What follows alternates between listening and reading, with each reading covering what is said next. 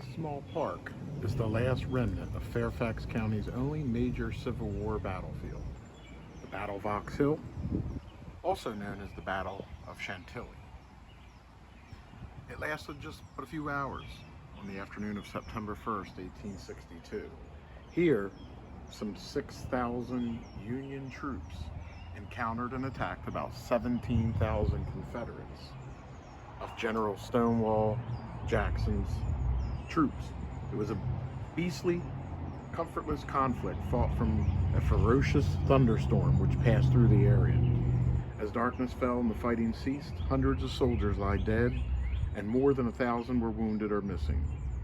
Two of the most promising generals in the Union Army, Isaac Stevens and Philip Kearny, were amongst the slain.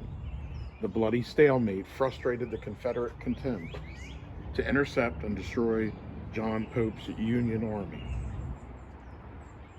as it retreated toward Washington, D.C. Acting to protect Pope's lines of retreat along the Warrenton Turnpike, Brigadier General Isaac Stevens, commanding the 1st Division, 9th Corps, seized the initiative and ordered an attack. With storm clouds threatening and artillery fire booming overhead, Stevens' infantry moved briskly in 3 lines across the Reed Lane and up the slope toward the woods. As Stevens' first line came within 200 yards of the woods, Captain Lusk of the 79th New York Highlanders shouted, "There is no enemy fire. They have fallen back." Instantly, the concealed Confederate opened up a withering fire from behind a fence bordering the woods and across the cornfield. The blast staggered the Union line, decimating the front rank. Captain Hazard Stevens, the general's son, was shot in the hip and the arm. Yet the Highlanders and the 28th Massachusetts returned fire as best they could. To bolster the faltering attack, Stevens extended his line, ordering the 50th Pennsylvania forward into the cornfield with the 8th Michigan, 100th Pennsylvania, and 46th New York in support. Confederate fire intensified as General A.P. Hill ordered Gregg's South Carolina Brigade up the cornfield, determined to rally his wavering troops.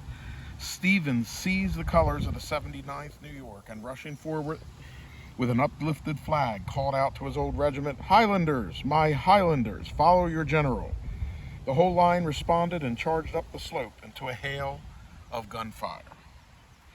As he neared the phalanx, Stevens was shot in the head and fell with the flag draping his body. The heavens then opened, lightning streaked through the sky, thunder crashed, and the heavy wind drove sheets of rain all across this battlefield. The Highlanders surged over Stevens' lifeless body over the fence, driving Hayes' Louisiana Brigade back through the woods. A courier with an urgent request galloped up to the 1st Division 3rd Corps commander, Major General Philip Kearny. On the Warrenton Turnpike, General Stevens' division had intercepted Stonewall Jackson's column on the Little River Turnpike and was in desperate need of support. "By God, I'll support Stevens anywhere," exclaimed Kearny. He ordered David Bell Birney's brigade to hasten forward. General John Robinson's and Colonel Orlando Poe's brigades were directed to follow them. Marching in the heavy rain, Birney formed his line facing the cornfield, which is about 450 yards in front of us. Birney pushed forward 5 regiments of Maine and New York troops, while holding 2 regiments in reserve near the orchard. Birney's lead regiments entered the cornfield and wheeled north to engage the North Carolina brigades of Generals Branch and Pender at the edge of the woods, behind the double fence. Many balls ripped through the corn as the Confederates poured a heavy fire into the Union ranks. As Birney's attack shifted westward into the woods, Branch extended his line accordingly to keep it from being flanked. Wet ammunition ultimately caused the fight to degenerate into a vicious brawl of bayonets and club muskets in the dim light. Meanwhile, Kearny arrived and posted Battery E of the 1st Rhode Island Artillery on a knoll near the rear. The battery fired 100 rounds of solid shot into the woods. Birney then informed Kearny that Stevens' troops had withdrawn, leaving his right flank uncovered, and requested that Poe's brigade fill the gap. Shocked by the news, Kearny rode off to the right to investigate.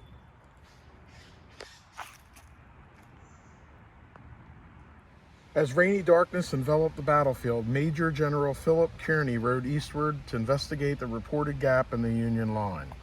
Reining up in the pasture, Kearny became alarmed that Stevens' division had abandoned a part of the field after being repulsed. Finding the remnants of the 21st Massachusetts, Kearny immediately ordered them into the cornfield to protect Birney's flank. They protested that their ammunition was wet and the cornfield was full of rebels. Kearny vehemently disagreed. Under threats and denouncements, the regiment advanced as ordered, but soon halted under the fire after capturing 2 skirmishers from the 49th Georgia. Incensed at the delay, Kearny prodded the regiment forward, saying they were firing on their own men and no rebels were in the cornfield. When shown 2 of the captives, Kearny responded, "Damn you and your prisoners." Putting spurs to his horse, he galloped forward in the rain to reconnoiter. Entirely alone and wearing an India rubber cloak over his uniform, the one-armed general rode into the cornfield. Within 60 yards, he encountered the line of the 49th Georgia. Realizing his mistake, he wheeled around to flee. In an instant, there were cries of, "That's a Yankee officer! Surrender! Halt! Shoot him!" Kearny threw himself forward and dug in his spurs, but a dozen muskets flashed in the glowing darkness. Kearny was shot from his horse and died instantly in the muddy cornfield.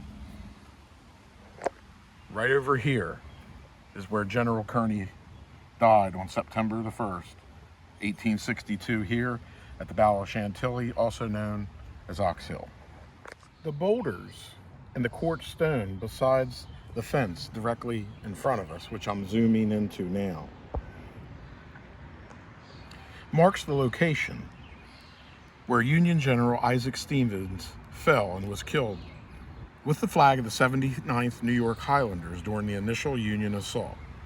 Here, Stevens' troops threw down the fence and drove Hayes' Louisiana Brigade back through the woods.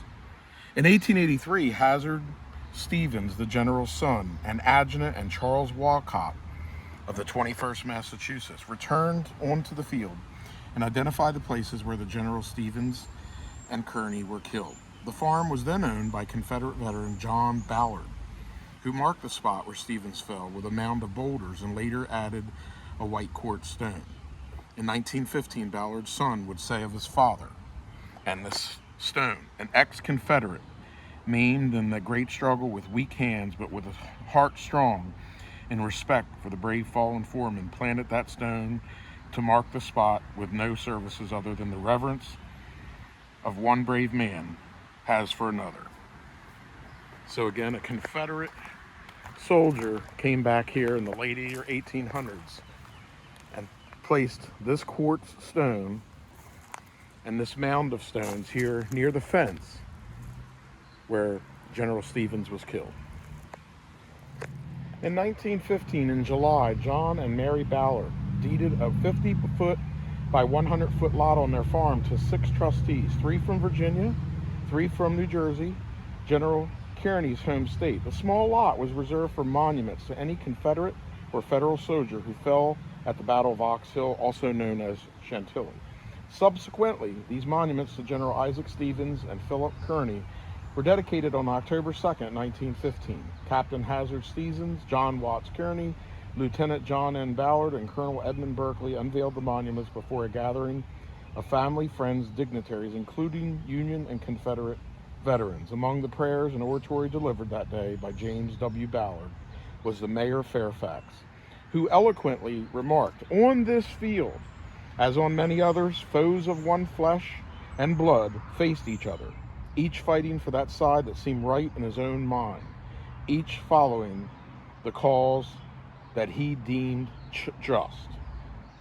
The history of the small granite monument marked Kearny's stump is a mystery. According to tradition, a tree stood here at the time of the battle, and it's subsequently been known as the Kearny tree. It was said to be either the place where Kearny was killed or where his body lay after the battle ended. Both of these scenarios, however, are doubtful. Kearny was definitely killed in the cornfield west of here. The Confederates recovered his body and took it to Stonewall Jackson's headquarters in Chantilly. It is known, however, that Stevens was killed in this immediate vicinity, and his death may be the actual basis for the legend.